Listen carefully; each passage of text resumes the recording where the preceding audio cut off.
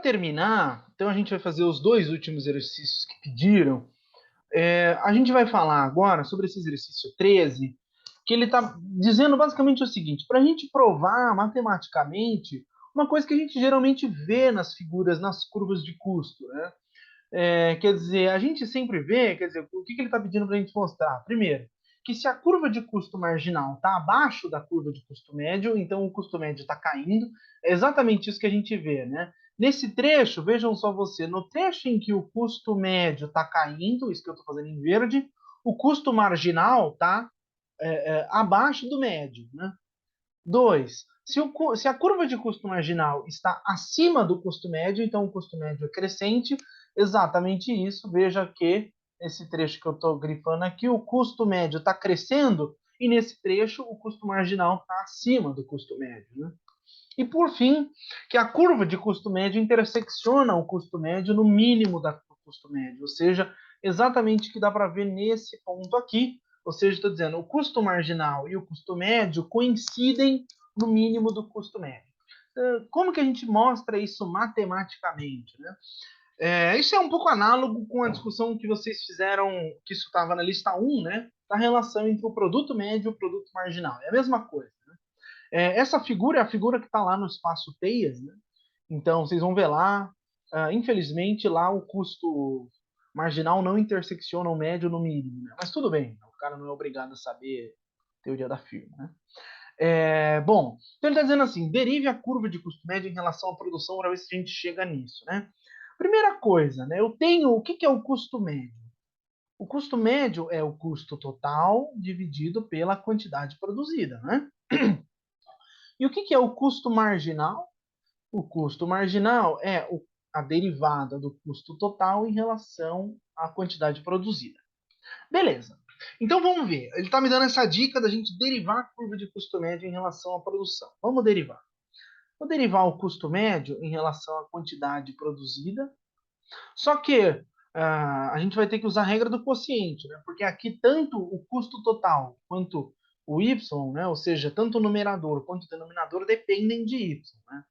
Então, é aquela velha regrinha que a gente também relembrou, né? Então, é a derivada do primeiro, só que a derivada do custo total é o custo marginal, concorda?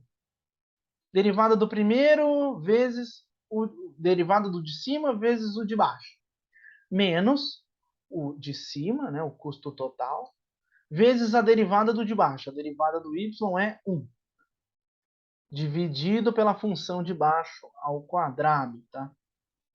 Eu tenho y ao quadrado embaixo, né? Eu vou dividir, então, o numerador por y, tá?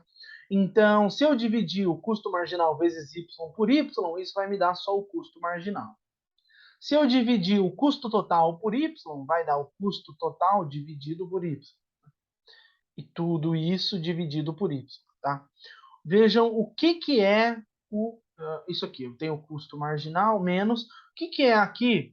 O custo total dividido pelo y, isso é o custo médio, concorda? Então, isso aqui é o custo médio, dividido por y. Percebam que, então, o que essa derivada está me dizendo, né?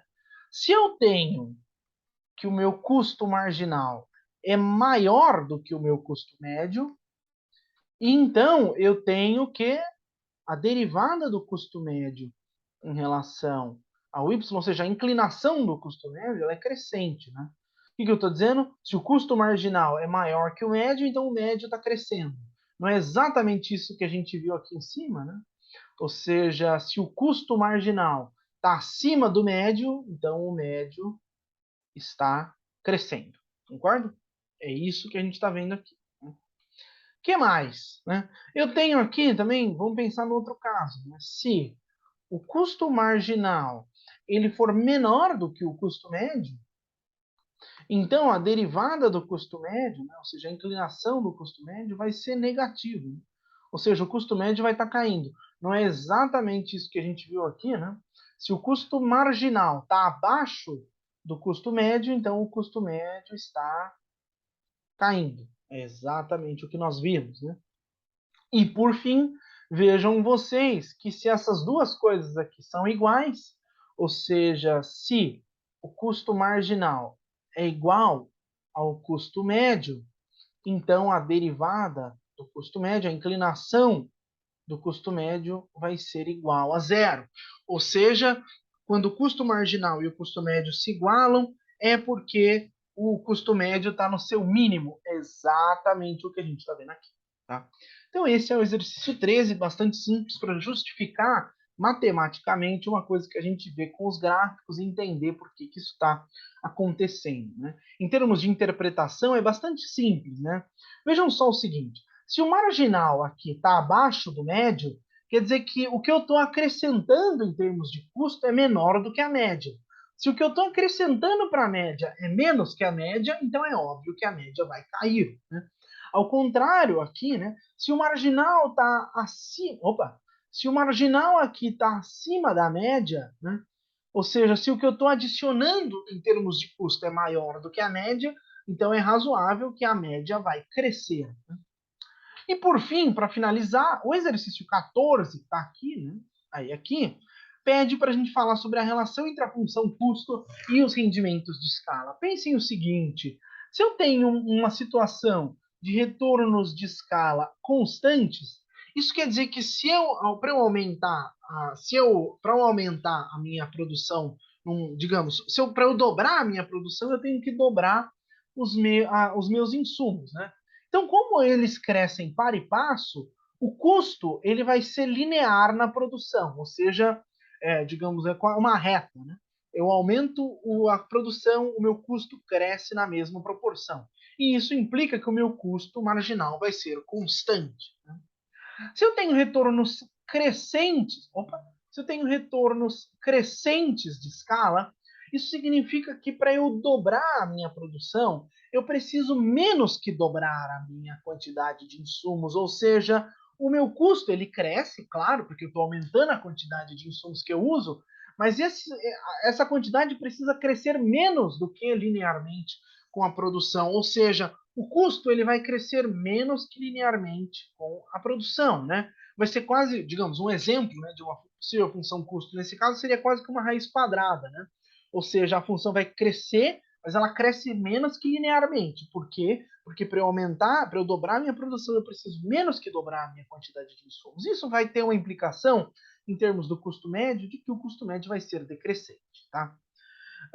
E por fim, o retornos decrescentes de escala é aquela ideia de que para eu dobrar a minha produção, eu preciso mais que dobrar a quantidade de insumos, ou seja, o meu custo vai crescer mais que linearmente na minha produção, né? E o custo médio dele vai ser crescente, né? Então, para vocês terem uma ideia prática disso que eu estou dizendo, basta olhar o exercício 11 que a gente fez, né? Vejam que é uma função Cobb-Douglas cuja soma dos expoentes é menos que 1, ou seja, uma função que tem retornos decrescentes de escala. E, de fato, a gente encontrou uma função custo que ela é quadrática, ou seja, o custo realmente cresce mais que linearmente com a produção. E o nosso custo médio, né, ele vai ser crescente com a produção. Claro, porque, de novo, para eu dobrar a produção, eu preciso mais que dobrar a minha quantidade de insumos e, portanto, o meu custo ele cresce mais que linearmente. Tá? Então é essa a ideia essa é a relação existente entre os retornos de escala e a função custo e a função custo médio.